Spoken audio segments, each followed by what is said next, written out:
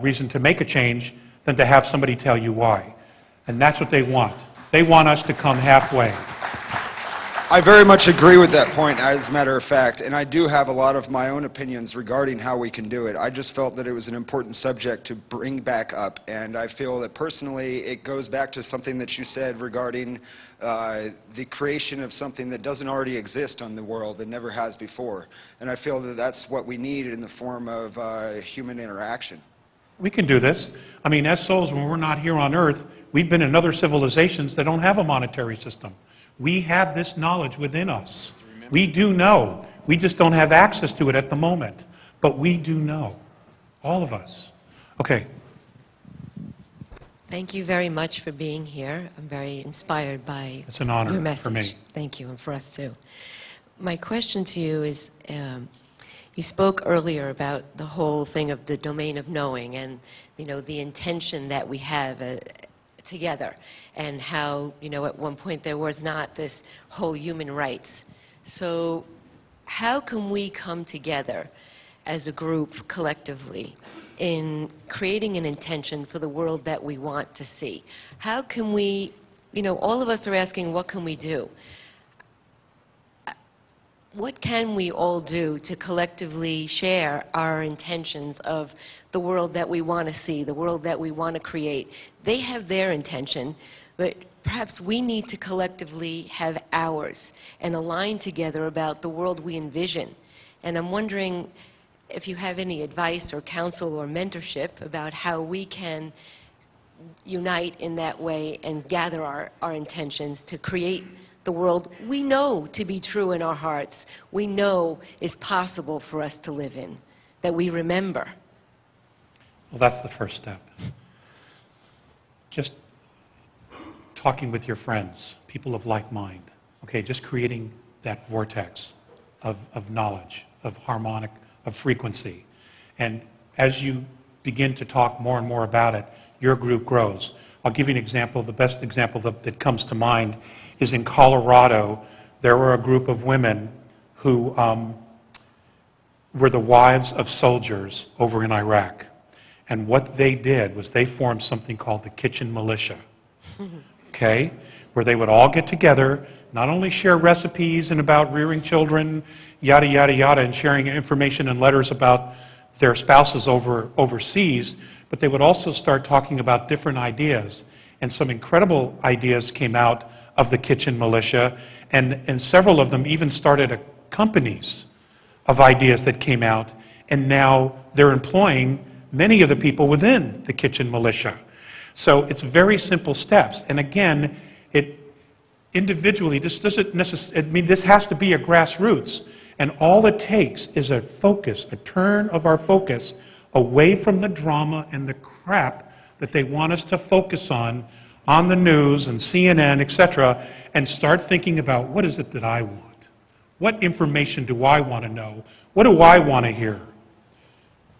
Okay, what information do I want to hear on the news? What kind of neighborhood do I want to live in? Okay, what do I want to talk to my friends about? What's really important to me? And ladies and gentlemen, back in 1993, I was telling everybody to throw their televisions away. I really was. I told you so. Okay? I mean, we have one, and we just watch movies, and we choose which movies we want. I do have rabbit ears so that I can watch the election to find out who's going to screw us for the next 4 years. Okay? And that's roughly it. And the Super Bowl. But now I can get that online, so now I don't even have to plug in the rabbit ears. So, you guys know this stuff. You know this stuff. You just have to want it. You just have to want it. You got to want it so bad that you're willing to just do it and say, enough is enough. You do that with your kids. You do that with your neighbors. You do that with your bosses. Now you got to do it about your life. What is it that you really want? Get some clear, distinct ideas about what it is you really want. Because the system we have now is crumbling. And it's going to continue to crumble.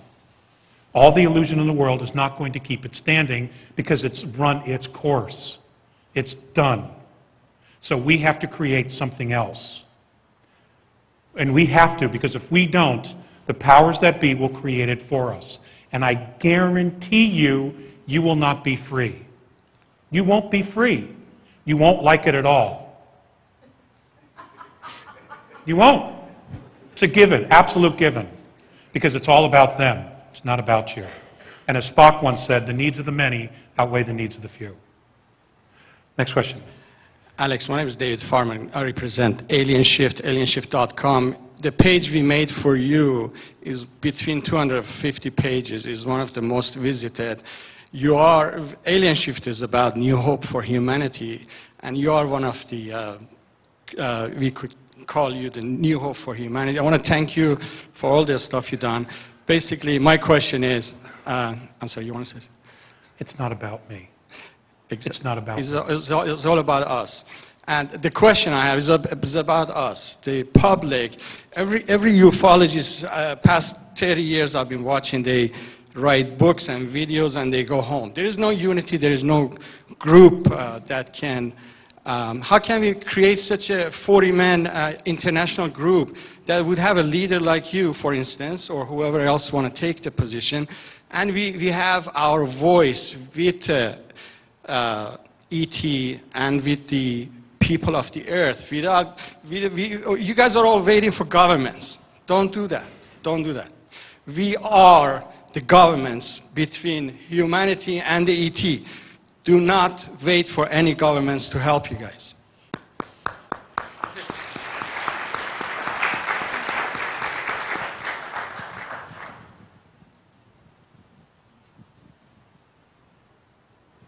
Hi. Thanks for coming today. We all appreciate that. I guess a question I have is can you hear me? Can you hear me here? Can I be heard? I kind of have a profound question, or it's somewhat profound, I guess, which is to say that on the one hand, I think that we all want to access knowledge and we want to know what's going on, and that is empowering.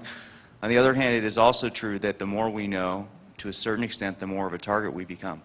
I think that that is just because of the fact, especially the way that we've had a lot of laws that have been passed throughout the world to monitor what people are doing. And I think we all have to be cognizant of that. And I'm asking, what do you think? How can we access? We know that there's powers that are off planet. We know that the matrix itself, or the higher self, is one of purity and strength.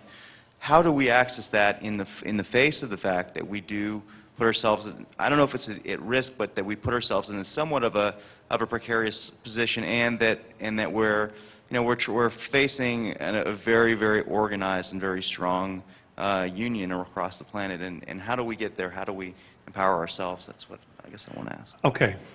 Let's deal with the first thing you said. I want you to do me a favor, just for a moment. I want you to get down on your knees.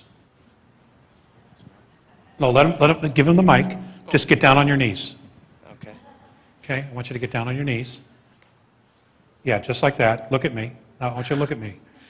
Not what I was expecting. But do you want to live the rest of your life like that?